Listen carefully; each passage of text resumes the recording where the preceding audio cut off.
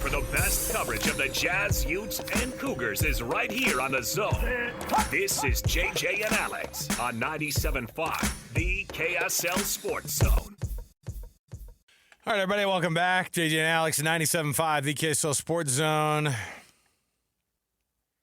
Good choice on the, this has been a good vibe today, Annapolis. Good job. It is a Tuesday edition of the program. My kids are back in school. I can't tell if that's a great thing or bad. It was tough to get them out going this morning. How was your first day back at school yesterday at the Jensen? I don't even want to talk about it. Okay. Do you know how hard it is for kids to get up after they've been feral for 2 weeks? To get up on time for school? I love feral. You have no structure. Lucky Charms. I don't even know if they had that. Like, there's no structure over the holiday, and they stay up until 3 a.m. watching Stranger Things YouTube videos. Like, they're done watching Stranger Things, and now they got to watch the YouTube reactions to the Stranger Things. Oh, boy. And I don't think my kids slept throughout the entire holiday, and all of a sudden, it's time to go to school. It's like, I'm tired. Really? Of course you are. No kidding. You did nothing for 2 weeks, and you slept hardly at all. And now you're acting like this, I tried to kill you because I got you up for school on time. Oh, for sure. No, it's like, what are you doing to me? You've ruined my life. I had this one where I woke up where one of my kids woke up today. They had their schedule exactly worked out how they wanted it. They had it worked out. The exact thing that they had needed. They needed to switch a class, which happens, semester to semester. You got to move some things around. Fine. And then today they wake up and they go, I wonder what my first class is. Hey, Dad, they didn't change my schedule. Uh-oh. And I'm like, all right. Okay, well, we'll talk to so-and-so. We'll figure it out. No, they won't. They won't do it. I guarantee it. I can't be in that class. And I'm like, listen, we'll figure it out. It's 7:30. Please, just go get in the carpool. Just go. Just get out of here. Just get out of my face. Anyway, that was my reaction today. I'm sure they were like, they're at school going, what's the deal with these parents when you go back to school? Like, we're doing the same thing. What is the deal? What's with these lame parents? All right. We had to get it off our chest because both of us, I should be excited. The kids are back to some structure. Everybody listening right now that has kids understands the morning frustration. I know, but back to structure should be good, and just the first few days are awful. They'll fight it with everything they got. There are parents out there that go, I don't know what you're talking about. My kids become Wolverines when it's time to get up and for school on time. I don't even want to go in the hole. I don't even know what you're talking about. My kids are straight A students. They've never hated school. There are so many of those parents out there that are like, good for you guys. Right. Let's jump into this hour. We got lots to do. We got lots to get through. Of course, we listened to some of the key pieces of the Morgan Scalley official press conference last hour. He was, of course, introduced at 2 o'clock today, officially as the head coach of the University of Utah. We were waiting to hear something official over the last couple of weeks. We finally got it. From the Utes and from Morgan Scalley today. Good timing, too, because, frankly, a lot of the names on that coaching staff are starting to get worked out. A name that we've got worked out is our Ute insider to KSLSports.com. He's Steve Bartle, who's going to join us right now. Let's get going with Steve, and let's get the cut going right now. Covering the Utes better than anyone else. This is Ute insider Steve Bartle of KSLSports.com on 97.5, the KSL Sports Zone.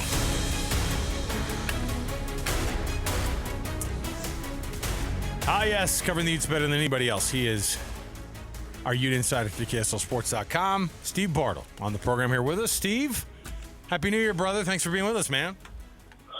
Yeah, fellas, I was getting worried. We were just going to be rambling on about kids because once you start talking about kids, man, it gets a little crazy. So I'm glad we're talking here. Yeah, we can get lost in that topic. And Steve, I'm sure you have your battles you're fighting. Oh, yep. Just at a different stage than us. You asked me about Miles, I'll start rambling.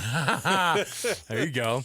Well, sometimes it's a little bit easier to do our actual jobs, and right now is one of those good days to cover the Utes because Morgan Scalley got up and I don't know what was the over under that Vegas had on how many times he'd cried during the press conference, because I would have if you would have taken the over, you would have got or if you would have taken the under, you'd have been way off, because Morgan Scalley gets emotional, man. That's one of the big differences between he and Kyle Whittingham. But What are Utah fans getting officially now with Morgan Scalley? And now that they heard him at the press conference, what should they be excited about?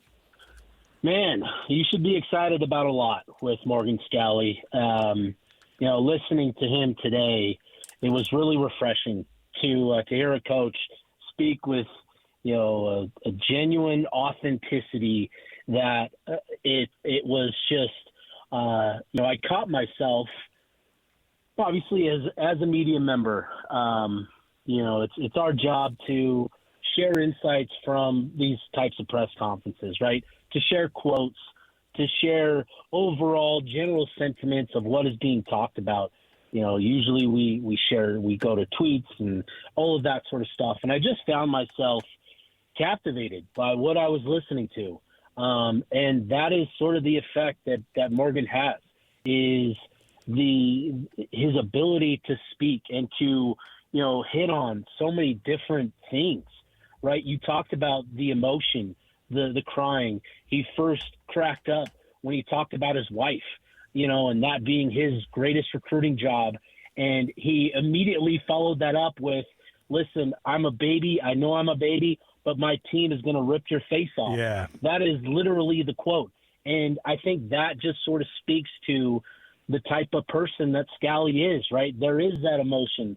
And I think that is what is so unique and refreshing for a lot of fans, Utah fans in particular, that have just kind of grown accustomed to Kyle Whittingham speak and, the things that he hits on and sort of all of that. So it was refreshing to hear somebody speak with that sort of authenticity.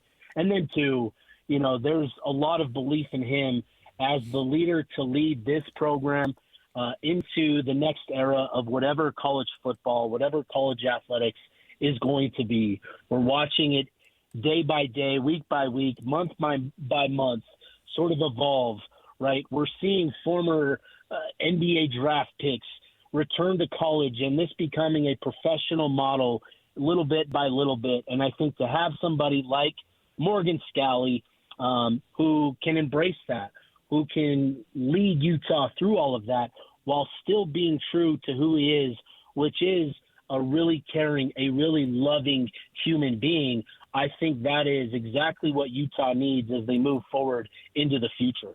And I think that Morgan Scalley really needs to lean into that and wear that and be proud of the fact that he's a Utah man, and he's always been a Utah man from the very beginning to now.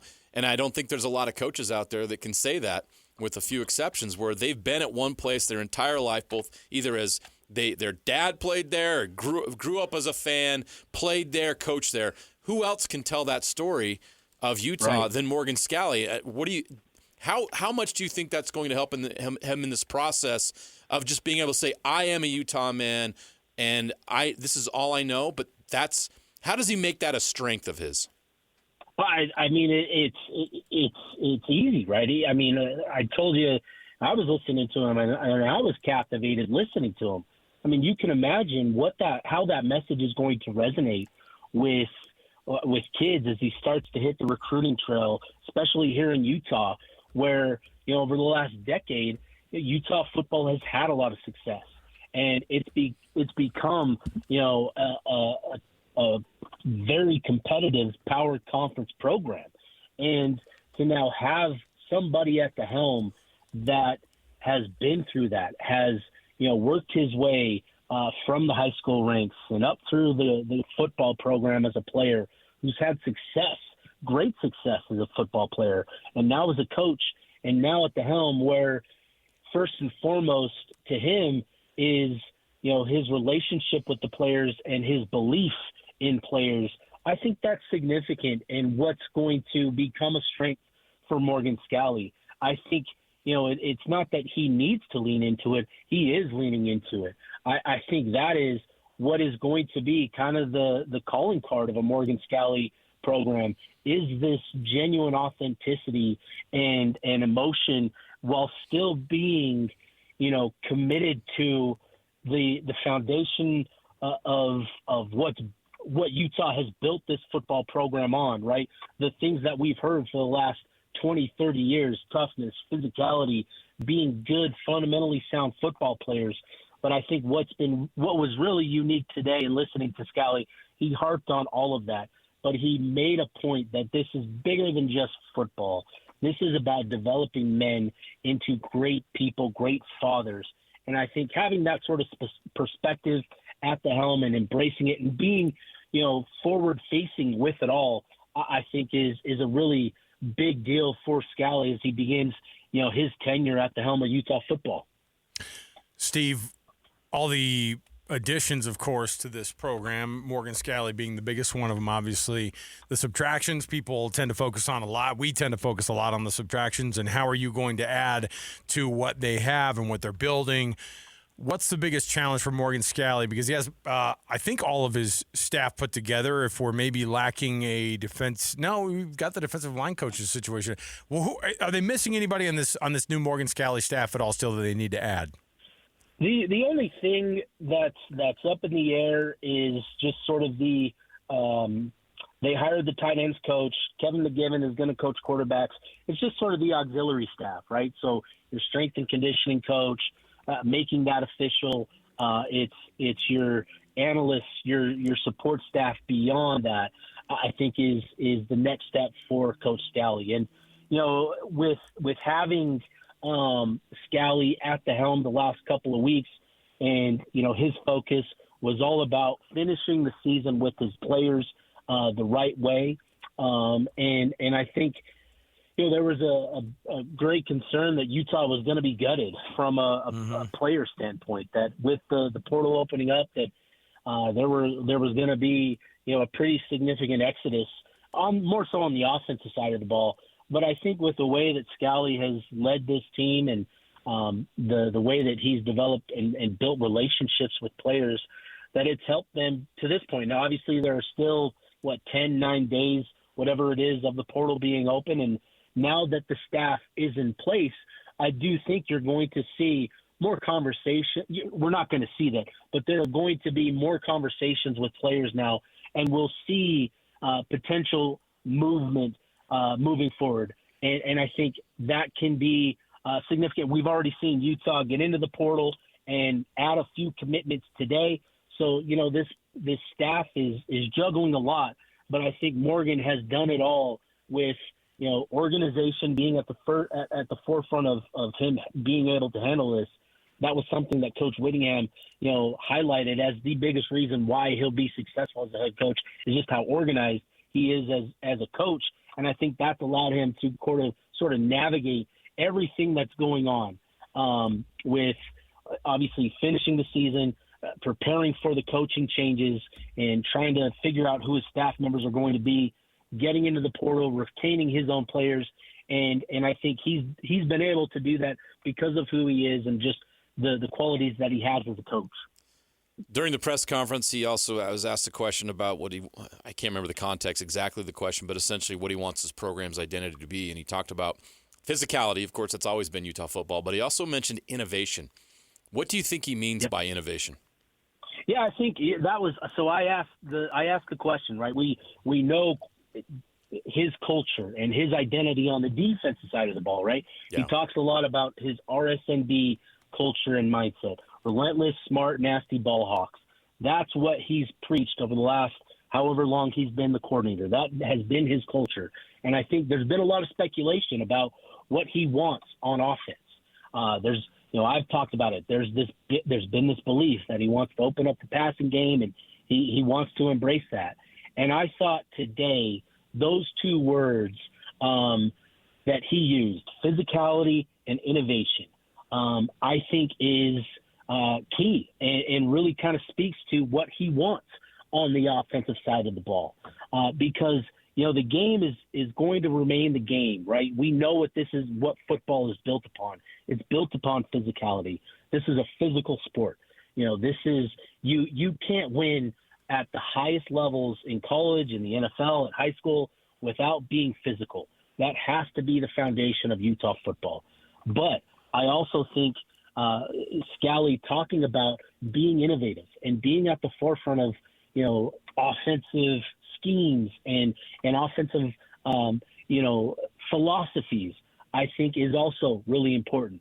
We saw that play out this last season with Jason Beck, right? After a year at New Mexico and what he was able to do with Devin Dampier and the assets that he had on the offense side of the ball, and that being one of the most efficient offenses in the country, that led to Jason Beck coming to Utah this past season. Coach Scalley talked about that. Him evaluating coordinators as a defensive coordinator, what gives him fits, what gives him trouble. And that led to Beck last year, and that led to Kevin McGivern this year.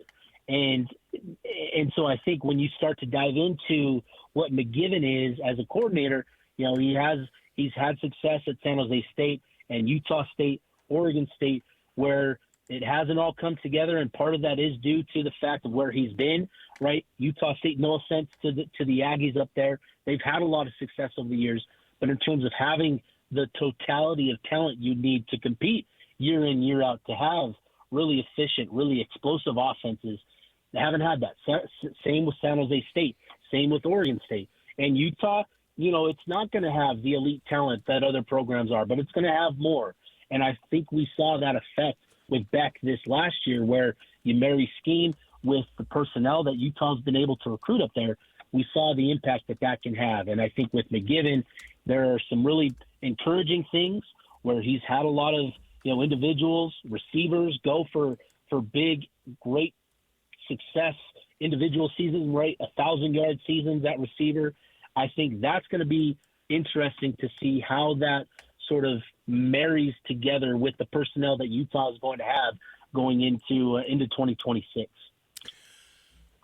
What's there to know about the Devin Dampier situation? And, I think people saw that bowl game and went, that guy, that was as good of a performance as we've seen by anybody in this postseason.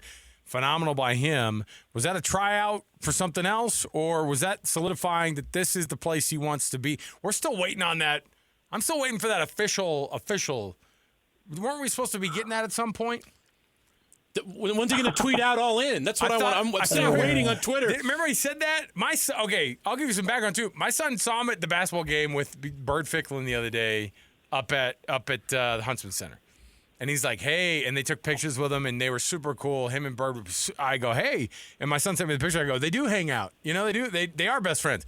And I said, did you ask him if he's going to play next year? He goes, yeah. Well, first we asked him if he was going to play in the bowl game, and he's like, oh, yeah. And then it's like, what about next year? He's like, hey, something's coming. But nothing has come yet. What are we doing here? I cannot wait till we get past this is he trying out type of question. I get it, right? It is kind of the nature of the business now and of college athletics. I think we're going to see some news on Devin Dampier soon. I know that he was scheduled to have surgery, this week on some things, and that's sort of been part of the process for him. But, for Dampier, obviously we know for him that Jason Beck was a really big deal, part of his success as a quarterback. Beck was the coordinator that really believed in Dampier, and Dampier watching Beck leave, going to Michigan, I'm sure was something that he had to kind of take in and evaluate in his situation. But I think ultimately that there's been a lot of conversation, there's been a lot of talk around what's going to happen with the quarterbacks. I've heard a lot of different things, from good sources, and everything is on the table. But as we've gotten into this week, I feel pretty optimistic that Devin Dampier is going to be wearing red going into 2026, and I would anticipate that we see something official here sometime later this week. As much as you love the transfer portal, Steve, I'd love to get an update on the latest, because I guess there were some wins for the University of Utah today that kind of got overshadowed by the press conference. But what's the latest on the transfer portal for the Utes, both guys coming and guys leaving? Yeah, it's Utah's gotten their recruiting efforts going. They've added 3 portal commitments, and I know that they've had a handful of visitors that have come in, and I know that things are going well up there. So to start things this morning, Marcus Wimberly, a safety from Oklahoma, announced his commitment to the program.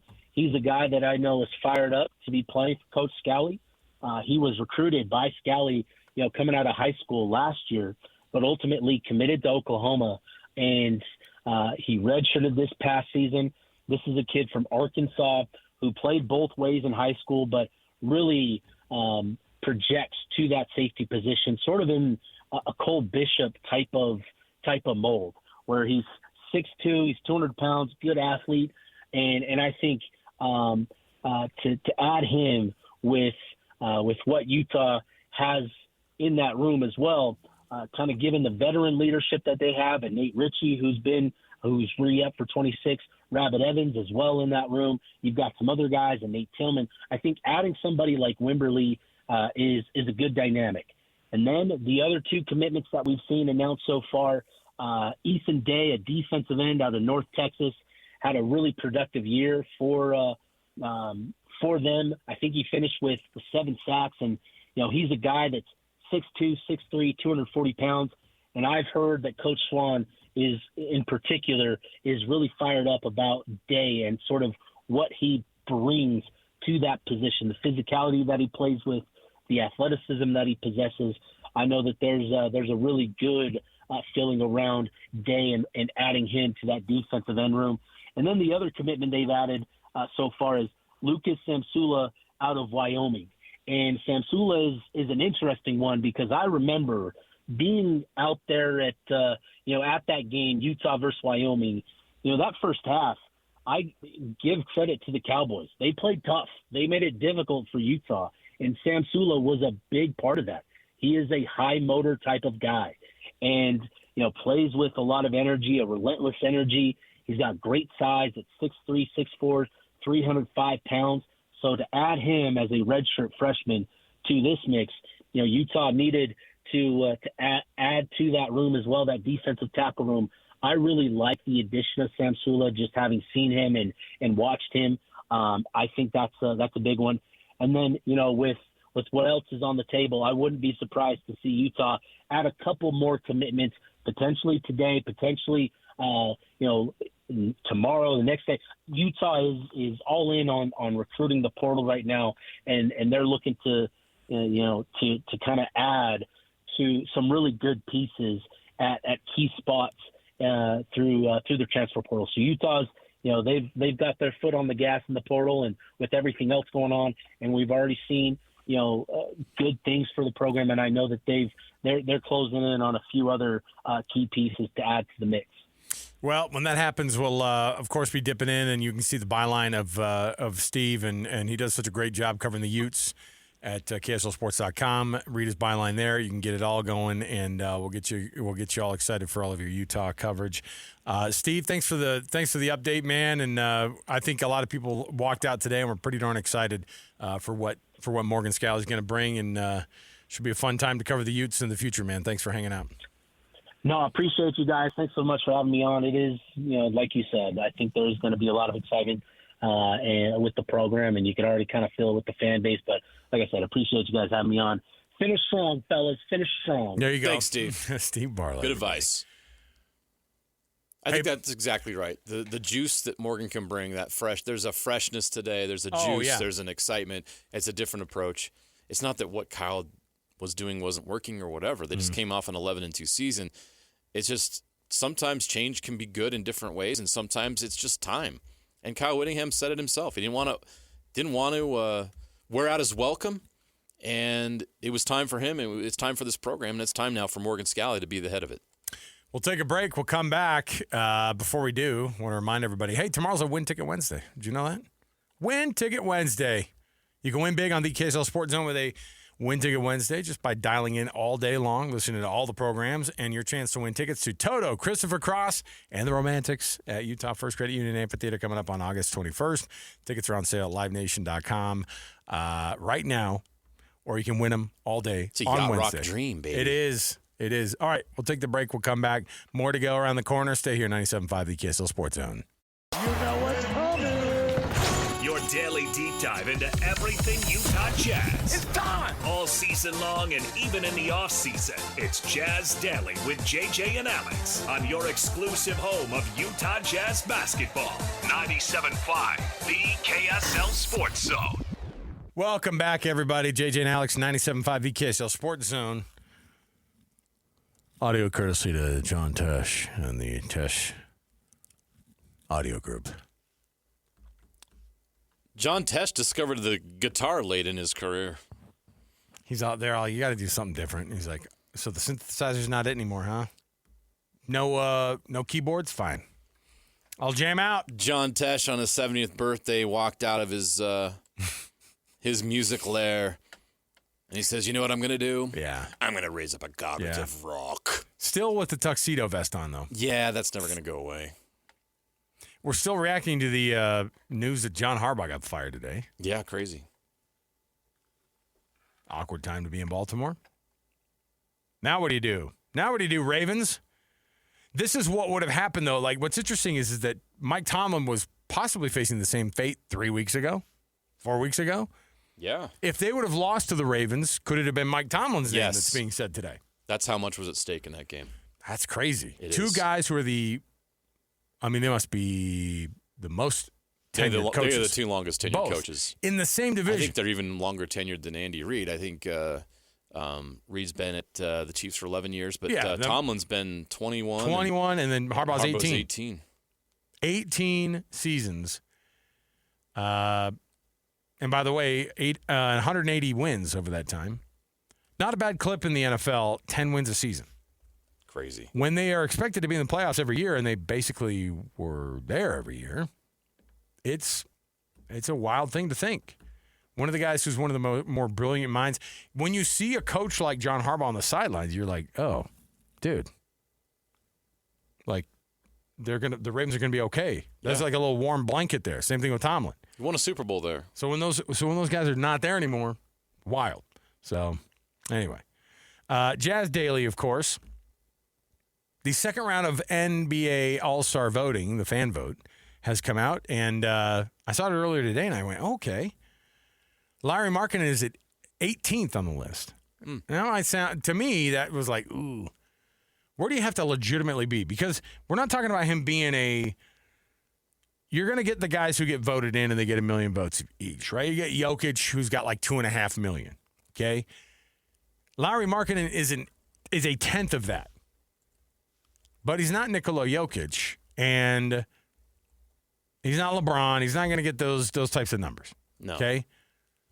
And miss me with the Cooper Flag being 19th on this list, by the way.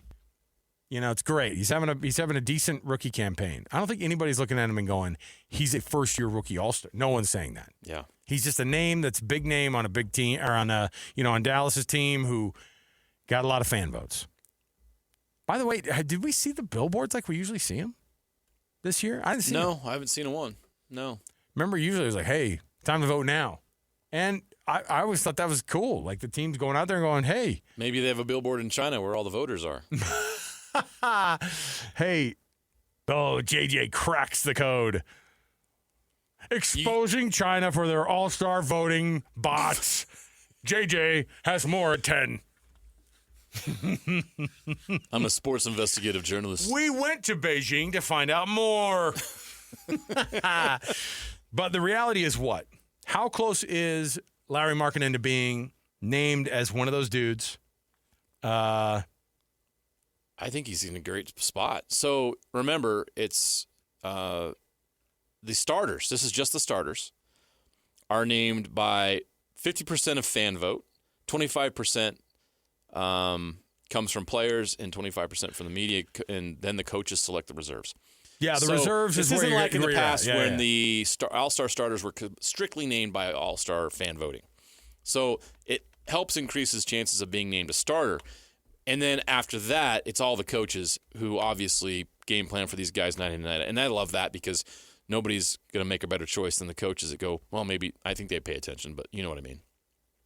So the fact that he's got this much fan vote support is really great. And then I think there's going to be some player vote support and the media vote. I think a lot of people that cover the league and cover the NBA understand how good Larry Markkinen is. And there's a reason why he's in every single trade rumor out there, because I think a lot of writers and people that are involved in the league logically say, well, Larry Markkinen is an elite all-star player. He's stuck, I do that with air quotes, in Utah where they're not going to win and they don't have a chance to win.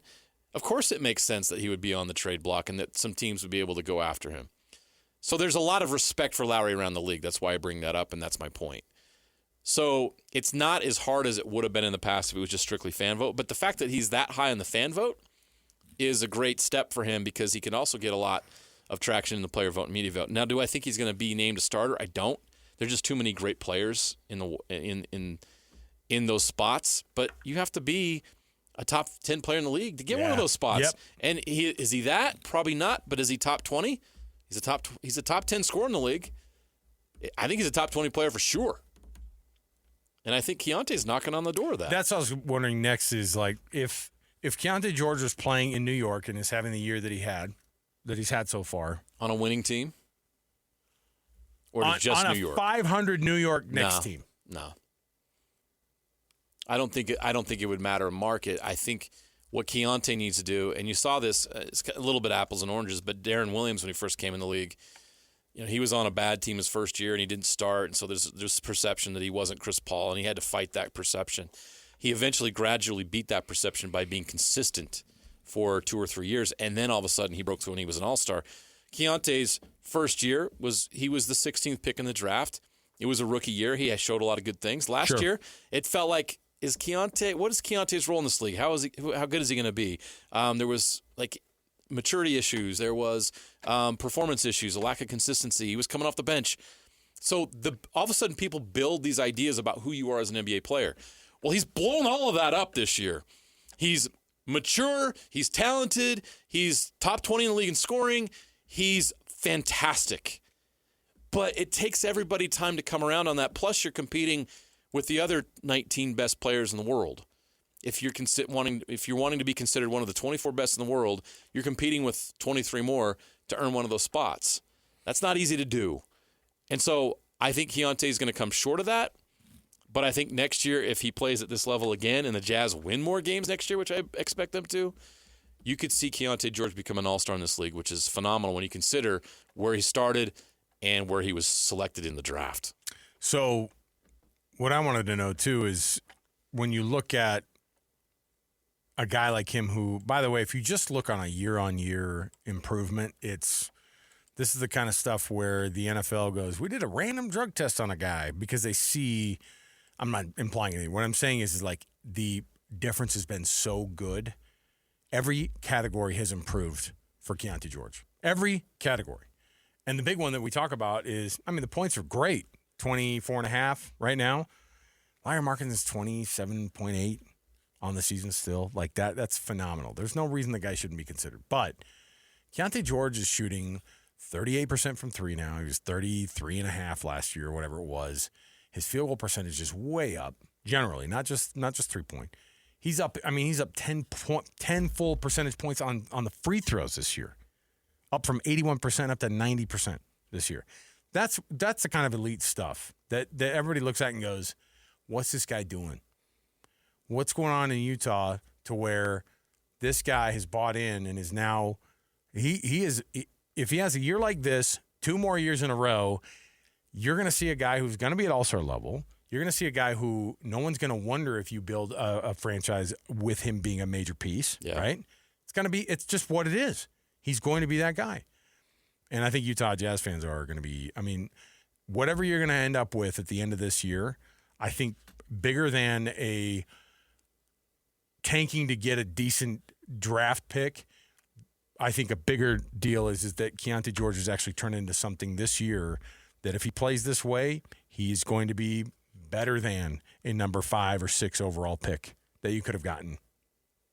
Because you don't even get this necessarily out of 5 or 6 picks, or number 5 or number 6 picks. If you go back to that draft and you look at who in that draft, what's their scoring average? Or how many points total have they scored? Right. The number 1 is Victor Wembanyama. Guess who number 2 is? It's Keontae George. Oh. Is Keontae George potentially the second best player in that draft? If so, wow, did the Jazz get a steal. 16th overall pick. And he's performing as the number 2 player in that class. His turnover to assist ratio, people are looking at and going, you will not last in the league like this. And now, totally changed. Yep. All right. Take a break. We'll come back. When we do, we got a top 10 for you around the corner, so don't miss it. Stay here, 97.5 VKSL Sports Zone. Your home for the best coverage of the Jazz, Utes, and Cougars is right here on The Zone. This is JJ and Alex on 97.5, the KSL Sports Zone. Welcome back, everybody. More Santana, huh? What brought this up? Appreciate it, though. Annapolis, bringing us with some classic rock tunes today. Certainly, well, we haven't heard any yacht rock, although we are Wednesday going to be giving away some yacht rock tickets. So don't worry about that. We got you covered. Hey, I have a weird top 10 for you today. All right, let's get weird. You know what? That's a great New Year's resolution for this program this year, by the way. Let's get weird. I like 2026. Annapolis, you on board? He's like, I have to use the dump button way too much already on you freaking guys. I think let's get weird is probably not for you. All right. Here's what I've got for you. Listen, we've been doing the Salt Lake City Fat Loss thing for a while. Okay. This is, and I don't mean to take shots at anybody. However, top 10 athletes that probably could use Salt Lake City Fat Loss in their career. The fattest but best fat athletes of all time. And it's not, this isn't going off of their weight, okay? This is just the guys that you look at and you go, holy, what the? That guy's a little thick. That guy's a little. How do you quantify this? That guy's a little thicker than I remember. Well, when we get to the list, it's basically, I think performance is the premium on this list. But it's the guys with the performance that were a little bit thicker than you remember. Okay.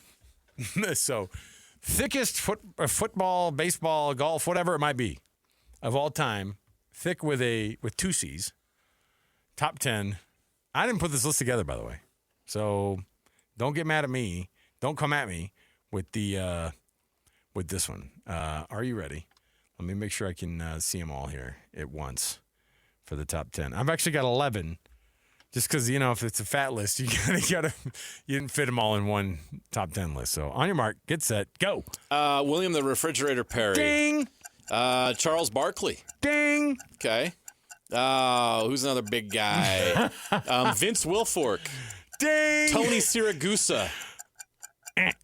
Are you including John Madden in this? John Madden's a big guy. He's coach. A big guy. Great legendary coach. Broadcaster. Great coach. Did you see Nicolas Cage's? Bartolo Colon. You just cost me 10 seconds with your delay. I know, I'm sorry, but he should have been on the list. Yeah. He should have been.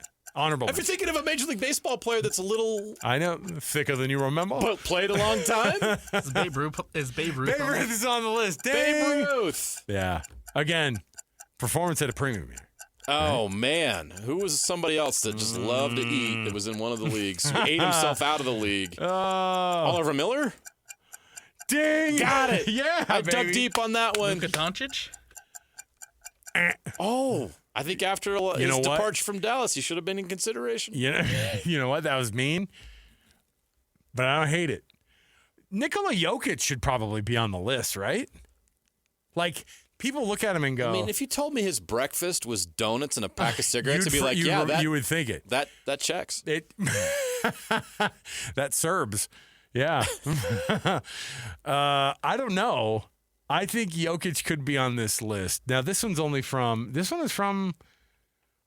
2024 and a half. So okay. Anybody new we need to add to that? No, but let me throw some ones on here. And you tried to get me to name a female athlete. I wasn't going to do it. I did not get you to try. Yeah, you wanted me to. No, I didn't, and yes, I would never have done that. This whole thing was a setup. What about that good-looking gal from... Did I mention one female athlete? I did not. Who's the one from League of Their Own? Dummy. Remember League of Their Own? Don't even ask me, Rosie O'Donnell. I'm not even going to say. I'm not even going to say her. I'm not even going to say. It was the one who the dad goes, please, I know she's not the best-looking lady out there in the field, but... How would you like to play that part? I know. Okay, Eric Butterbean Esch. Butterbean. Yeah. John Kruk. Oh, Krukster. Yeah. I tried to throw you a bone and say golf, and it was... It was your guy, John Daly. Yeah, John Daly would have been a good Now, one. I felt bad for this family. Prince and Cecil Field are both making the list. Oh, wow. All right, we'll take a break. We'll come back. More to go around the corner right here on the program. We have got... we've got some mammoth to talk about, some Utah mammoth to talk about. And Cole Bagley's working on some news that may or may not be breaking over the next 24 hours, so stay tuned to that. Jay Stevens is going to join us next. He's going to give us a little bit of some insight on that big win last night in overtime, and then also anything else that the Mammoth have to cover right now. Stay here, 97.5, the KSL Sports Zone.